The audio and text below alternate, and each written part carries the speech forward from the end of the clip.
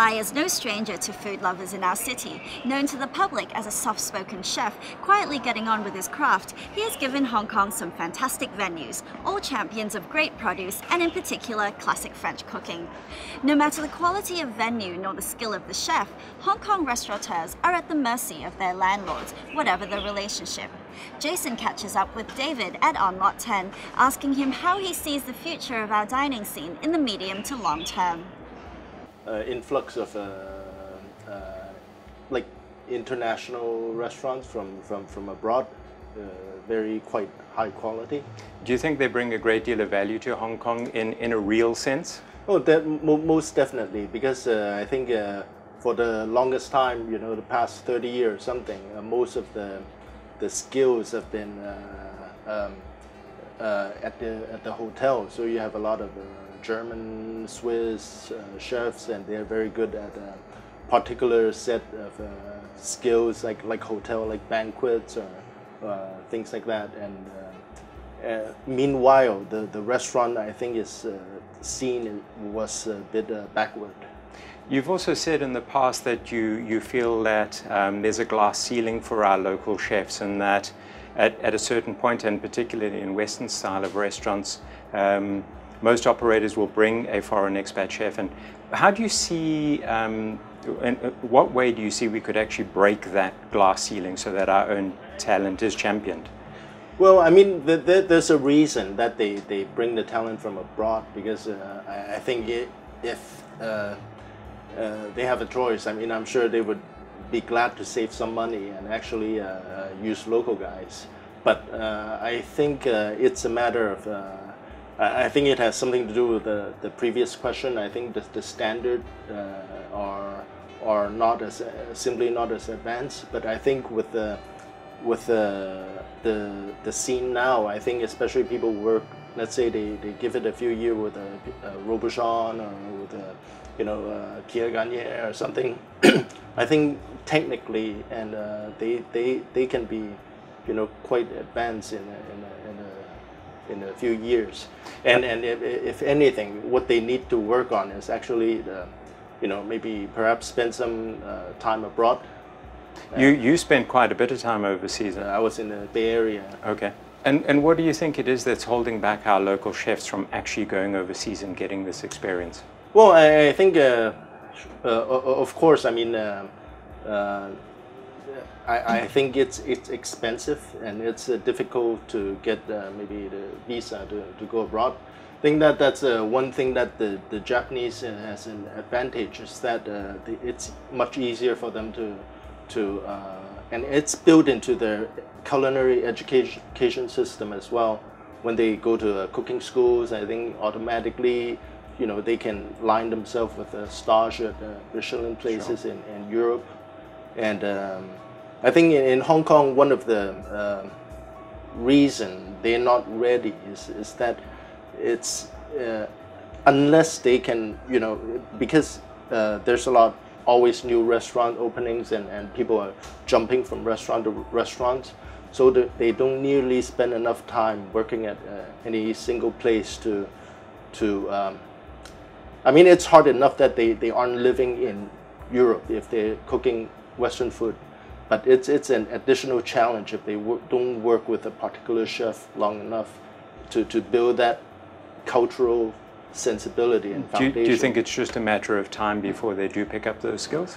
At the end, if they want to develop a voice or develop a style that's coherent, that is the biggest challenge. And as a chef, how do you encourage that within your own venues that you have? I think travel is definitely, if you have one has a mean and go stage and work for free at go see different countries. If you cannot, which I could not do myself for the longest time, then read as many, go dive into cookbooks, and there's a lot of pictures where you can see what Italy is like, you can see what France is like, you see the ingredients in the context. I think imagination is very, very important, and maybe it's maybe even more important than traveling, you know.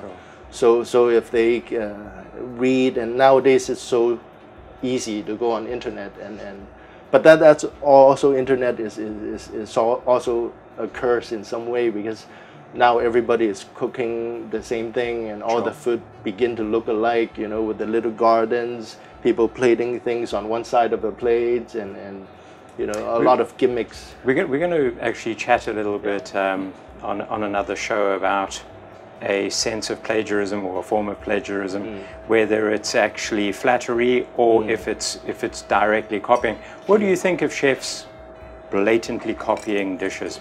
Do you think having worked somewhere gives you the right to take on that cooking style, or do you think it's wrong? I mean, there's a fine line between plagiarism and homage. You know, that you pay homage to say. Many people worked at, you know, in the past, you know, 10 years ago, a lot of people worked at El Bulli, and now a lot of people work at Noma, and 20 years before, a lot of people worked at Ducasse, and so I mean, there are schools, but I think at the end of the day, it's about the spirits of you know, sometimes you know, the flavor, and then the having, you know, the soul of the food, I think is much more important and much more elusive. Yeah. Your venues in Hong Kong have stood the test of time for the most part, and they've been loved by everybody who comes. What do you think the greatest challenge is to being a restaurateur, given that even your great venue on Lot 10 will be closing down? I think it's not necessarily a bad thing that it's closing down. I mean, one chapter closes, another begins, and I think you know, that there's a lot of reason. I mean, we've been here for 6 years, and there are many reasons why it's time to call it a day, and you know, rent is definitely a big issue for everyone in Hong Kong. Sure. We've seen our rents gone up. You know, we started at 36,000. I think now it's close to 120. Wow. So in 6 years, it's multiplied by 4. But you know, it's not necessarily like, you know, I mean, it is the it's not so much the landlord, you know, like, you know, they see that you're doing well and just piling it on. It's, you know, economics in the city, you know. Sure. Property, commercial property has doubled in so many years. So. And do you think, coming back to Hong Kong with the skills that you'd gained working with great chefs overseas, do you think it was the right move? Yes, I mean, I think in Hong Kong there's certainly room available, you know, to me. Although it took me a long time to find it. I mean, it wasn't.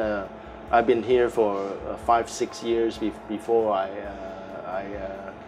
I started this place, and I nearly gave up and moved back to the States actually.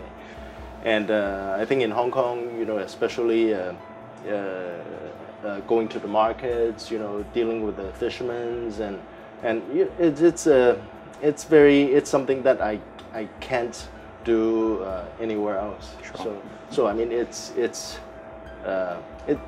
that aspect has been very rewarding. So we can see lots more of exciting things to come from you? Yeah, different concepts, and you know, one reason, I mean, for example, at this place, when we opened 6 years ago, I mean, it also has, you know, something to do with what we talked about before, about the restaurant scene a bit changing, you know. Back then, I think, you know, there aren't that many freestanding, you know, small restaurants that were, you know, doing fun stuff. Most of them are sort of like in Soho, and they're like, yeah, sort of not quite, you know, authentic. So there was a lot of room for people like me, yeah. But now I think the scene has gotten much more sophisticated. So I mean, it's one reason that we want to move this business perhaps to some place that's a little bigger. You know, here I got a closet of a kitchen where I have to fit 5 people, and it would be nice to have a dishwashing machine so that we can use nicer plates and a bigger bar where you know. Sure. So there are, you know, amenity has become very important. Of Sure. course, at the end of the day, the food is still and service are most important. But I think in terms of the dining experience, people's expectation and the competition has gotten a lot more sophisticated.